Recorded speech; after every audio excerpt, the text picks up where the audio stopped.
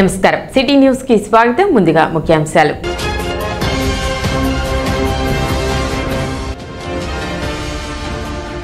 సచివాలయ సిబ్బంది వ్యవహార శైలి మార్చుకుని ప్రజా సమస్యల పట్ల బాధ్యతగా మెలగాలి.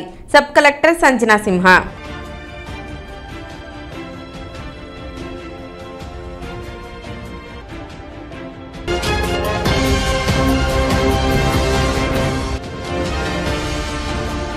కుక్కల బెడద నుండి రక్షించాలని వేడుకుంటున్న పట్టణ పినపాడు వాసులు.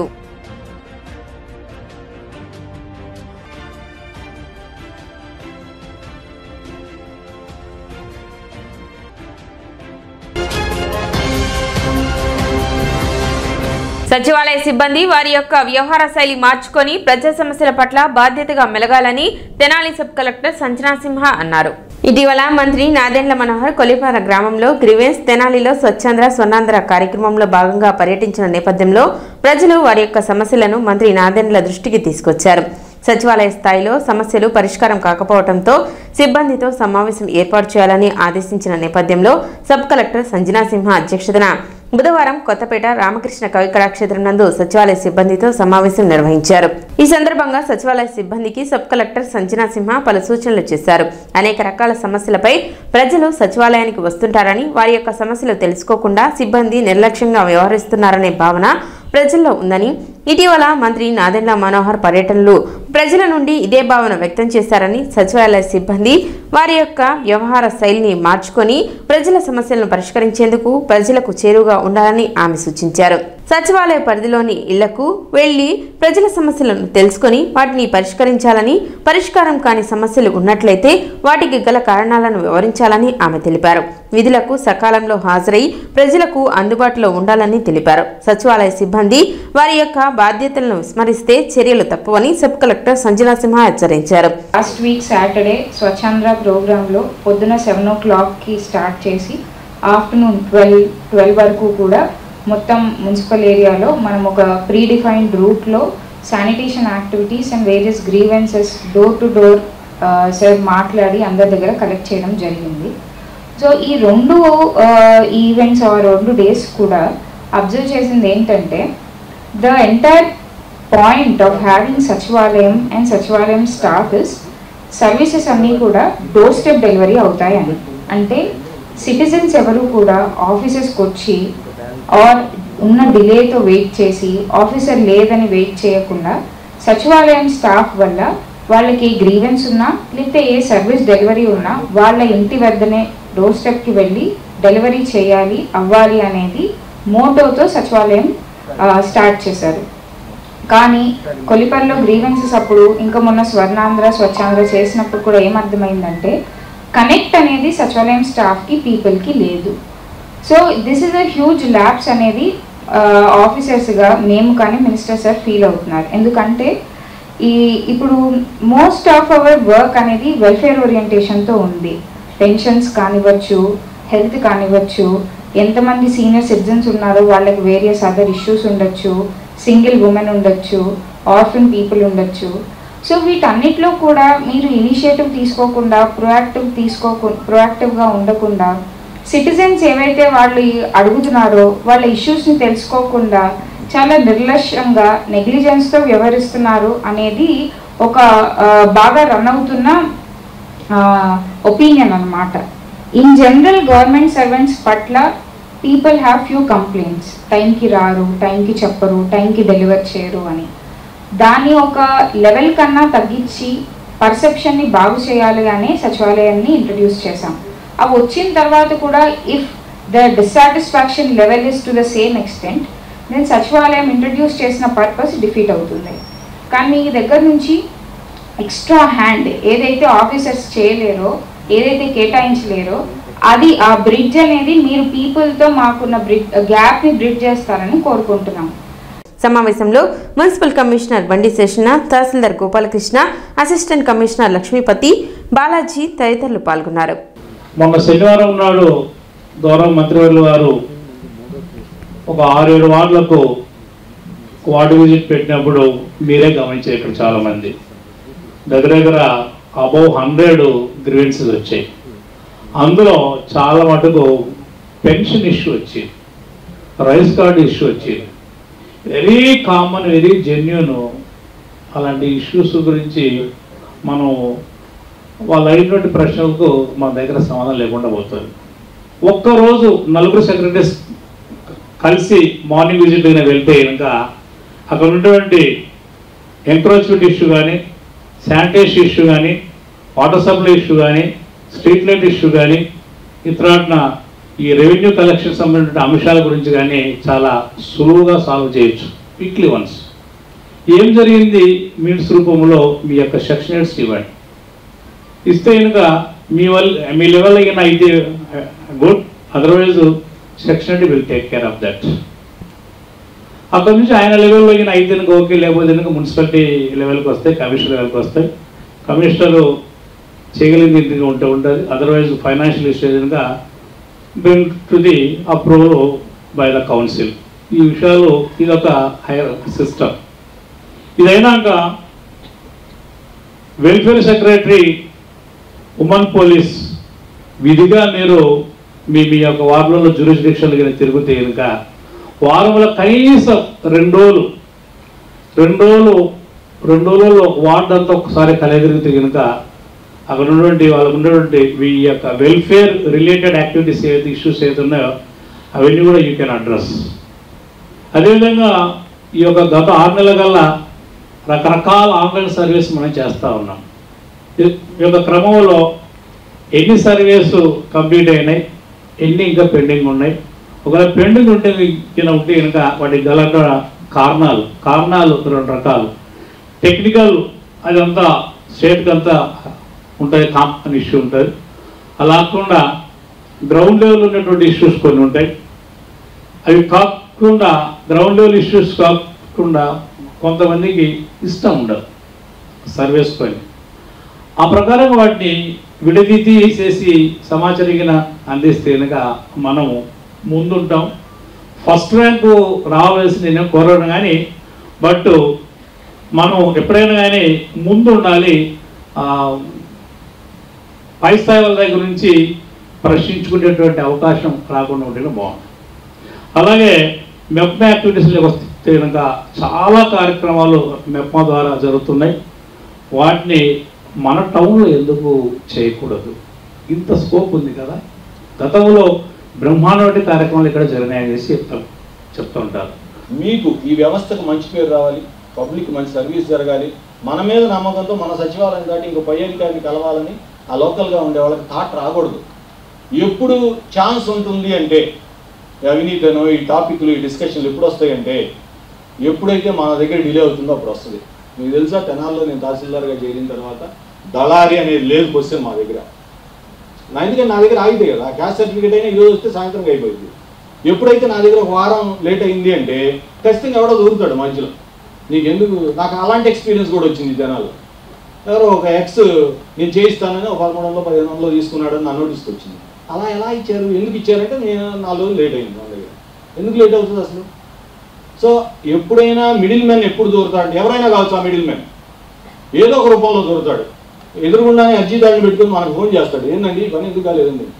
అదే మనం చేసేస్తే అసలు అతనికి ఛాన్స్ రాదు కదా, చెప్పే ఛాన్సే రాదు కదా. ఎవరో చెప్తే ఒకలాగా, చెప్పకపోతే ఇంకోలాగా ఉద్యోగం చేస్తామా? చేయగలిగే పని చేస్తాం, చేయలేని పని చేయలేము. ఇంత అనుమానం ఏం లేదు, ఎవరి కోసం కాదు కదా. మన ఉద్యోగానికి ఏమైనా డిస్టర్బెన్స్ వస్తే కాపాడే వాళ్ళు అయితే ఎవరు ఉండరు. ఎన్ని వ్యవస్థలు ఉన్నా, ఎలాంటి సంఘాలు మనతో ఉన్నా మనకి ఇబ్బంది వస్తే మాత్రం ఎవరు కాపాడరు. కాబట్టి దాన్ని దృష్టిలో పెట్టుకొని సుదీర్ఘ ఉపన్యాసం అనుకోకండి, ఓ బ్రదర్ లాగా ఫీల్ కండి. నన్ను ఖచ్చితంగా ఒక అకౌంటబిలిటీ, ఓ రెస్పాన్సిబిలిటీ, ఓ లాయల్టీ, ఇది మిస్సింగ్ దాని ఇంగ్రీడియంట్ అనమాట. ఇది లాయల్టీ, కొంచెం సొసైటీ పట్ల రెస్పెక్ట్, ఇవన్నీ కూడా అలవాటు చేసుకోవాలని కొన్ని చోట్ల చిన్న పొరపాట్ల వల్ల కానీ, లేకపోతే మీలో కొంతమంది నిర్లక్ష్యంగా వ్యవహరించడం వల్ల కానీ సమస్యలు వస్తూ ఉన్నాయి. దాని గురించి మన ఎంఆర్ఓ గారు చాలా సుదీర్ఘంగా నేను చెప్పాలనుకున్న అంశాలు కూడా ఆయన చాలా సుదీర్ఘంగా తెలియజేశారు. చాలా సున్నితంగా, అసలు ఫస్ట్ ప్రైమరీ నుంచి ఎండింగ్ వరకు మనం ఏం చేయాలి, ఎలా చేస్తే బాగుంటుంది, మనకి ఎలా మనం సర్వీసెస్ని చేయాలి అనేది మీకు అందరికీ చాలా చక్కగా వివరించారు. తర్వాత అట్లాగే ఇప్పుడు మన కమిషనర్ గారు వచ్చారు, ఆయన గారు కూడా మీకు విషయాలు చెప్తారు. తర్వాత మేడం గారు కూడా తెలియజేస్తారు. మీ అందరూ ఇప్పుడు చెప్పిన అంశాలన్నీ కూడా చాలా మనసులో పెట్టుకొని వాటిని అన్నింటినీ కూడా మనం సఫలీకృతం చేయాలి. ఏదో చెప్పారు, విన్నాము, ఎంఆర్ఓ గారు మాట్లాడారు, అట్లా కమిషనర్ గారు మాట్లాడారు, వీళ్ళందరూ మాట్లాడారు, ఏదో అయిపోయిందని కాదు. మన పొరపాట్లు మనం సర్దిద్దుకోవాల్సిన అవసరం ఉంది. అలాంటి పొరపాటు చేయకండి. ఎందుకంటే మీరందరూ బాగా చదువుకొని ఉన్నారు, బాగా వివేకంగా ఈ సంవత్సరాల నుంచి పనిచేస్తున్నారు. నెగ్లిజెన్సీ ఉండటం అనేది మనకు వచ్చిన ఇబ్బంది వస్తుంది. మనం ఒక సచివాలయంలో 10 మంది ఉన్నారంటే వాళ్ళు ఒక ఇద్దరు పనిచేసి 8 మంది పని చేయకపోయినా కానీ మొత్తం ఆ సచివాలయం పనిచేసే వాళ్ళకి కూడా అది రిఫ్లెక్ట్ పడుతూ ఉంటుంది. సో మీ అందరూ సమిష్టిగా పనిచేయమని సచివాలయాలను ఏర్పాటు చేశారు. అడ్మిన్ ఉంటేనేమో వెల్ఫేర్ ఉండరు, వెల్ఫేర్ ఉంటేనేమో ఉన్న శానిటరీ సెక్రటరీ శానిటరీ అట్లా మీరు ఒకరికొకళ్ళు ఉండకుండా ఇరెగ్యులర్గా బిహేవ్ చేయడం వల్ల ఇలా మనం మంత్రి గారి పర్యటనలో కూడా కొన్ని అంశాల్లో మన లోపాలు కనిపెట్టడం, మరి సార్ మనకు అందరికీ అలా కాదు ఇలా ఉండాలని తెలియజేయమని చెప్పుకున్న కమిషనర్ గారికి కూడా సూచనలు చేసి ఉన్నారు. కాబట్టి మీ అందరూ కూడా ఇప్పుడు తెలుసుకున్న అంశాలు ప్లస్ ఇప్పుడు చెలగిపోయే అంశాలు కూడా మీరు అందరూ పరిగణలో తీసుకొని ఇకపై అలాంటి కార్యక్రమాలు ఏ కార్యక్రమం మన ప్రభుత్వం ద్వారా నిర్వర్తించవలసినా కానీ 100% చేయాలి. ఇప్పుడు ఈకేవైసీ ఉంది, మనం రోజు నాకు టీసీ తీసుకుంటా ఉన్నారు, దానిలో మనం చేయాల్సిన వాటిలో కనీసం 20% కూడా చేయకుండా మనం పెండింగ్ ఉంచుకొని మనం సర్వే చేయట్లేదని అనిపించుకోవడం కరెక్ట్ కాదు. తర్వాత అయినా మనమే చేయాలి. అలాగే ఏ సర్వే అయినా మన దగ్గర పెండింగ్ ఉండకూడదు. కుక్కల బెడద నుండి తమను రక్షించాలని పట్టణ పెనుపాడు వాసులు అధికారులను వేడుకుంటున్నారు. పట్టణంలో పలు ప్రాంతాల్లో కుక్కల బెడద ఎక్కువవుతుంది. కుక్కలు గుంపులుగా స్వైర విహారం చేస్తున్నాయి. చిన్న పెద్ద అని తేడా లేకుండా దాడి చేస్తున్నా సంబంధిత అధికారులు పట్టించుకోవడం లేదు. దీంతో పలు ప్రాంతాల్లో రోడ్లపైకి వెళ్లాలంటే ప్రజలు భయభ్రాంతులకు గురవుతున్నారు. కుక్కల దాడులు చేస్తూ ఉండటంతో పలువురు గాయాల పాలై ఆసుపత్రులకు పరుగులు తీస్తున్నారు. రహదారుల వెంట వెళ్లే ప్రజలు, మూగజీవాలు, పశువులపైకి కుక్కలు పరుగులు తీసి దాడులు చేస్తున్నాయని, ద్విచక్ర వాహనాలపై వెళ్లే వారి వెంట కుక్కలు వెంబడిస్తూ ఉండటంతో వారు ప్రమాదాల బారిన పడుతున్నారని, రాత్రి సమయంలో తెల్లవారుజామున వాకింగ్కి వెళ్లేవారు కుక్కల బారిన పడి గాయాల పాలవుతున్నారని పెనుపాడు వాసులు ఆవేదన వ్యక్తం చేస్తున్నారు. ఇప్పటికైనా అధికారులు స్పందించి కుక్కల బెడద నుండి తమని రక్షించాలని వేడుకుంటున్నారు. కంచెలవారి వీధి మా దూడని, సంవత్సరం దూడని, పాలు తాగే దూడని కుక్కలు ఒక 6-7 కుక్కలు కలిసి దూడని పొట్టలో పేగులు లాగేసి చంపేసినాయి సార్. స్కూల్కి పిల్లలు వెళ్తుంటే వాళ్ళని పట్టుకొని పీగుతున్నాయి సార్, కరుస్తున్నాయి. పెద్దవాళ్ళు రీతిలో పడి 8 దాటిన తర్వాత బండి వేసుకొని రావాలన్నా కూడా పెనుపాడు శివాలయం గుడి దగ్గర చెరువు ఉంటుంది, అక్కడ మనుషులు బండి వేసుకొని రావాలన్నా సరే మనుషుల్ని కరుస్తున్నాయి సార్. కుక్కలు ఎక్కువైపోయినాయి. ఇక్కడ 60-70 కుక్కలు మాత్రం నైట్ మొత్తం వేటాడుతూ ఉంటాయి సార్. ఈ కుక్కల వల్ల చాలా ఇబ్బందిగా ఉంది. ప్రభుత్వం వాళ్ళు చర్య తీసుకొని కొద్దిగా ఆ కుక్కలన్నింటినీ పట్టుకొని వెళ్ళాలని కోరుతున్నాం సార్. 6 నెలలు దూడ. దీనివల్ల ఏంటంటే మాకు పాలాపరం కానీ ఏదన్నా దూడ లేకపోవడం వల్ల పాలు ఇవ్వట్లేదు. దీనివల్ల మేము నష్టపోతున్నాం చాలా వరకు. నష్టపోవడమే కాదు, ఈ కుక్కలు బాగా చిన్నపిల్లల్ని, పెద్దోళ్ళని నైట్ అయితే అసలు రావాలంటే పెనుపాటు రావాలంటే జనాలు చాలా భయపడుతున్నారు. ఎందుకంటే బైకుల మీద వెనకాల ఎంటబడి వాళ్ళ మీద దాడి చేయటం ఈ బాగా ఇబ్బంది అవుతుంది. ఈ పెనుపాటు చెరువు దగ్గర దాదాపు కనీసం 30-40 కుక్కలు ఈజీగా ఉంటాయండి. ఈ కుక్కలు తిని ఇక్కడ నైటు పగలొచ్చి ఇక్కడ చెరువులో పడుకోవడం ఇవి చేస్తూ ఉన్నాయి. ఈ లాస్ట్ ఇయర్ కూడా మాకు ఇప్పుడు ఇదే కొత్త కాదు, లాస్ట్ ఇయర్ కూడా ఇట్లా జరిగింది. ఇది కొంచెం మాకు ప్రభుత్వం దగ్గర తీసుకెళ్ళి కంప్లైంట్స్ చాలా ఉన్నాయన్నమాట. ప్రభుత్వం కాస్త చొరవ తీసుకొని మాకు ఈ కుక్కలు బెడద లేకుండా చూడాలని మేము కోరుకుంటున్నాం. తోటని రాత్రి చంపేసినాయండి, పేగులు కూడా లాగేసినాయి, గుండెకాయ కూడా లాగేసి బయటికి లాక్కొచ్చినాయండి. 2 గంటల సేపు బతుకుందండి అవి లాగినా కూడా. మా తోడ బాగా ఇబ్బంది పడుతున్నామండి. పసిపిల్లలు మాకు ఉన్నారండి, ఆ పిల్లలతో కూడా యాతన పడుతున్నామండి కుక్కల దెబ్బకి. మీరు కత్తి గట్టిగా చూసి ఏదో ఒకటి చేయాలి సార్. 10 దోళ్ళ దాకా చంపేసినాయండి మా పేటలో. మేమేమో బతికేది వాటి మీదేనండి. మాకు ఆ గేదెలు లేకపోతే భోజనాలు లేవండి. మరి మీరేం చేస్తారో మాకు తెలియదు సార్. పారిశుద్ధ్య పనులలో అలసత్వం వహిస్తే సహించేది లేదని మున్సిపల్ చైర్పర్సన్ తాడిబోయిన రాధిక అధికారులను హెచ్చరించారు. బుధవారం వార్డు పర్యటనలో భాగంగా పట్టణ 15, 16 వార్డుల్లో చైర్పర్సన్ తాడిబోయిన రాధిక పర్యటించారు. ఈ సందర్భంగా శానిటేషన్ పనులను ఆమె పరిశీలించారు. డ్రైన్లలో పేరుకుపోయిన సీళ్లను సిబ్బందితో తీయించారు. ఈ సందర్భంగా ఆమె మాట్లాడుతూ ప్రస్తుతం కురుస్తున్న వర్షాల కారణంగా కాలువలలో షీల్డ్ ఎక్కువగా ఉందని గ్యాంగ్ వర్క్ పెట్టి దానిని తొలగించడం జరుగుతుందని చెప్పారు. దీనికి అదనంగా సిబ్బందిని నియమించినట్లు ఆమె తెలిపారు. ఇళ్ల ముందు కాలువలపై రాతి బండలు పరిచి పూల మొక్కలు ఏర్పాటు చేసుకున్నారని దీని కారణంగా కాలువలు సీళ్లు తొలగించేందుకు ఇబ్బందిగా ఉందని ప్రజలు గమనించి కాలువలపై పరిచిన రాతి బండలను తొలగించాలన్నారు. గ్యాంగ్ వర్క్ పెట్టి సిబ్బందిని నియమించి పనులు చేస్తూ ఉన్నప్పటికీ శానిటేషన్ సమస్యలు వస్తూనే ఉన్నాయని అధికారులు సిబ్బంది అలసత్వం వీడి పనులను సక్రమంగా చేయాలని చైర్పర్సన్ తాడిబోయిన రాధిక పేర్కొన్నారు.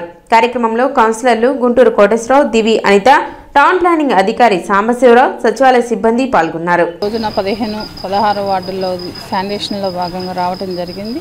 ప్రధానంగా వచ్చేసి 15 వార్డులో ఈ సిల్ట్ అనేది మెయిన్గా మన వర్షాకాలం రాబోతుంది కాబట్టి ప్రజలకు సమస్య ఎక్కడ ఉండిద్దంటే ఈ డ్రైనేజ్ సమస్య మెయిన్. ఈ కాలువలో ఏముంది అప్పుడికి తీపోతుంటే ఆ సిల్ట్ ఉండి ఆ రోడ్ల మీదే నీళ్ళు నిలవన ఆ దోమల ఉత్పత్తి అనేది పెరిగిద్ది. దానివల్ల మనకి అనారోగ్యం పాలవుతాం. కాబట్టి మేము ఈరోజు గ్యాంగ్ వర్క్ పెట్టి అలానే మున్సిపల్ సిబ్బంది కానివ్వండి, అధికారులు కానివ్వండి అందరం కలిసి ఈ రోజున సిల్ట్ తీపిస్తడం జరుగుతుంది. బండలు ఎక్కడైతే వాళ్ళ ఇంటి ముందర వేసారో అక్కడ తీసి ఆ బండలు తీసి మనం సిల్ట్ తీయటం జరుగుతుంది. అలానే ఇక్కడ ఈ కాలువల మీదే పూల కుండీలు అలాంటివి పెడతానా వాళ్ళకి తీసే విధంగా లేకపోతానా మా వర్కర్స్ కూడా చాలా ఇబ్బంది పడుతున్నారు. దయచేసి మీరు అర్థం చేసుకోండి. కాలువల మీద బండలు వేసినా కూడా ఈ చెట్లు పెంచటాన వాళ్ళకి తీసే విధంగా ఉంచట్లేదు మీరు, అందువల్ల వాళ్ళు తీలేకపోతున్నారు. మీరు అర్థం చేసుకొని ఆ కాలువల మీద ఇలా చెట్లు అనేది పెట్టకుండా ఉంటే వాళ్ళు బండలు తీయటానికి కూడా వాళ్ళకి వీలుండేది కాబట్టి తీసే విధంగా ఉంచుకోవాలని కోరుకుంటున్నాను. అలానే మన అధికారులకు కూడా చెప్పేదంటే శానిటరీ ఇన్స్పెక్టర్ ఉన్నారు, మేస్త్రులు ఉన్నారు, ఇంతమంది ఉన్నా కూడా శానిటేషన్లో మెరుగుపరచలేదు. ఎందువల్ల మన అశ్రద్ధే మనం ఇలా చేస్తున్నాం. దయచేసి ఇప్పుడు ఒక చిన్న విరామం.